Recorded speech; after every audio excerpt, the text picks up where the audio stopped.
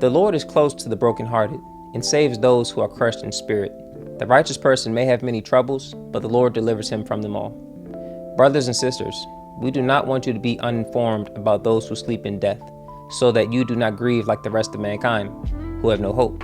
For we believe that Jesus died and rose again, and so we believe that God will bring with Jesus those who have fallen asleep in him. Grief is something every human will have to deal with the longer they are alive on this planet. We grieve over many things. Examples include the loss of beloved pets, close friends, parents, and family members in general. Concerning death, the grief you'll experience is more poignant the stronger the relationship you have with said individual.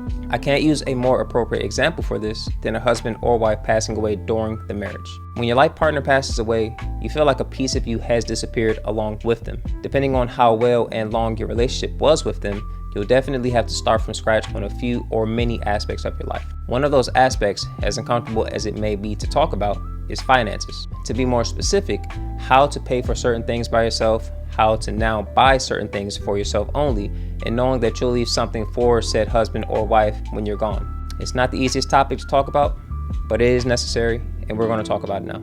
How's it going, everybody? The Unremarkable Investor is back with a different video right now, talking about more of a somber topic: the death of a loved one, the death of a spouse, the death of your life partner, and how to handle finances and money in general after you're by yourself or after they have passed away. So it's going to hit home, touch home for a lot of people, but I think you will get something from it. So without further ado, let's get to it.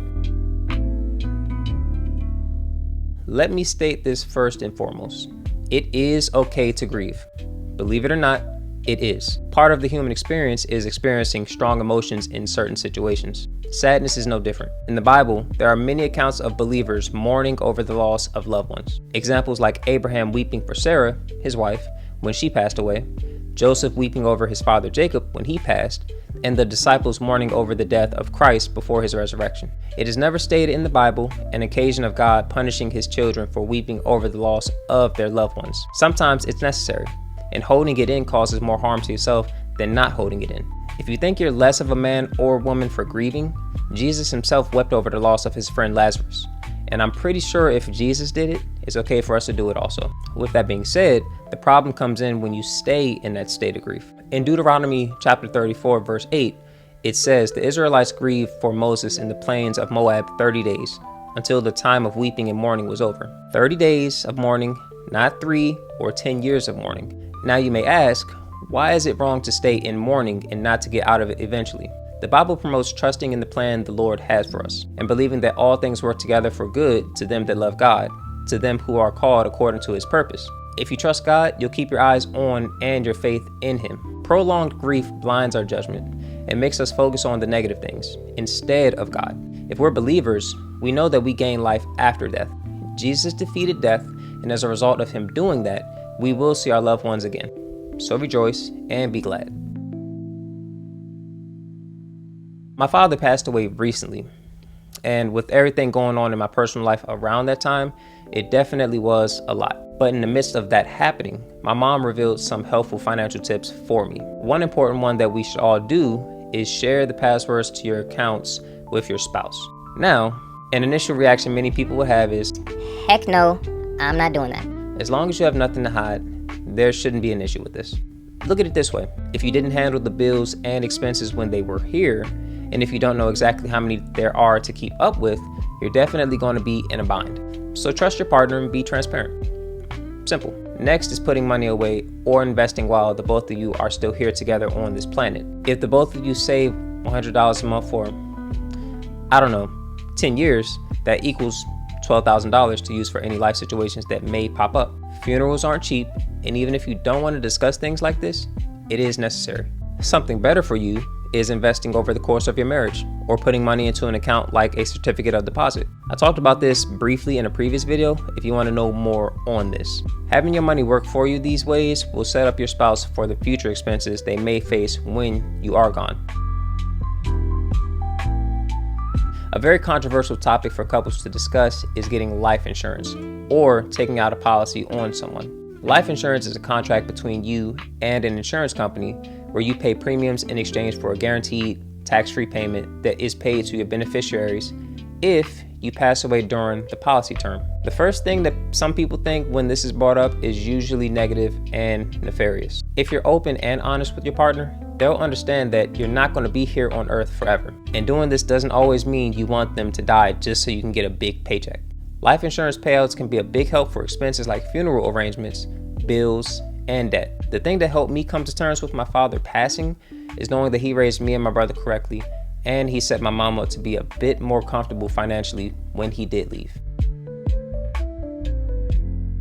If you love your wife or husband, you will be responsible stewards with your finances. With that being said, I've heard some stories growing up about people passing away and their debts being passed on to their loved ones. Debt isn't something viewed positively in the Bible, and rightfully so, because if you co-sign onto something with your spouse and you pass away, depending on what it is and the state you are in, they may have to pay for it. 1 Timothy chapter 5 verse 8 says, anyone who does not provide for their relatives and especially for their own household has denied the faith and is worse than an unbeliever. So try your best to get rid of any substantial debt and be proactive while you're still alive and able. Because if you know you don't have much time left, I'm sure it's a terrible feeling knowing that you're leaving your household a financial burden that they had nothing to do with.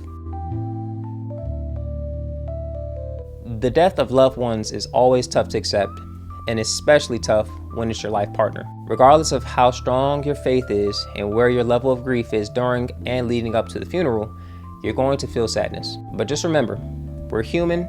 It's a natural function that is going to happen. Many great names in the Bible have went through mourning, including Christ himself. The key is to climb out of that despair and keep moving forward.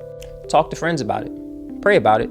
Be around people that can relate to your pain. Since money is such a necessary thing to have to maneuver through society, you have to have a decent grasp on financial literacy before you pass away. If for no other reason, just making sure your family is well taken care of. Life isn't going to pause and wait for you to be ready to continue. God will give you the strength to push on. Like I said in the opening, the Lord is close to the brokenhearted and saves those who are crushed in spirit. All right, I think we'll call a wrap on this video. I hope you guys gained something from it.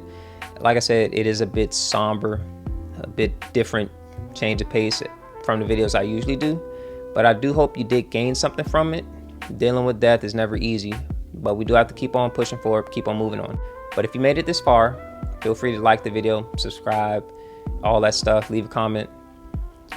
Like I always say, I appreciate you taking the time to listen to me talk about stuff like this. This is Chris, the Unremarkable Investor. You have a good one.